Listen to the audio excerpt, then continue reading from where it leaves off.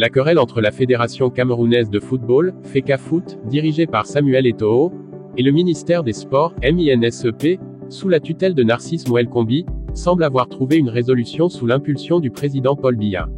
Le différend portait principalement sur la nomination du staff technique des Lions indomptables, en particulier la gestion de l'entraîneur belge Marc Brice.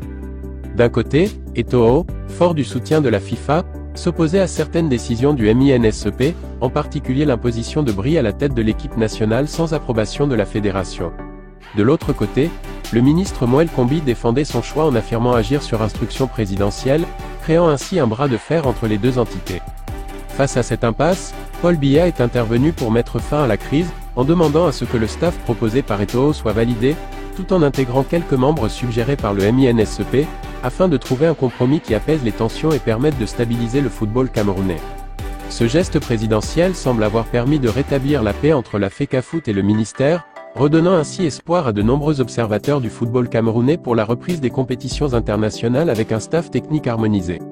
Le président de la République Paul Biya aurait décidé de mettre un terme au conflit qui oppose la FECAFOOT au ministère des Sports. Le conflit MINSEP contre FECAFOOT aurait trouvé une issue heureuse. Paul Biya, président de la République du Cameroun, aurait décidé de mettre fin aux hostilités. Selon le journal panafricain Jeune Afrique, l'homme lion aurait instruit le ministre des Sports et de l'Éducation physique, le professeur Narcisse Mouel-Kombi, de valider le staff technique proposé par la FECAFOOT et Samuel Eto'o. Une décision qui, si avérée, vient mettre fin à 1 mois et demi de querelle entre la FECAFOOT et sa tutelle le MINSEP. Chaque entité ayant proposé un staff avec à sa tête le belge Marc Brys.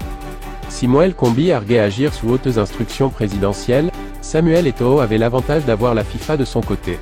En effet, l'instance dirigée par Gianni Infantino ne reconnaît que le staff proposé par l'ancien joueur du FC Barcelone.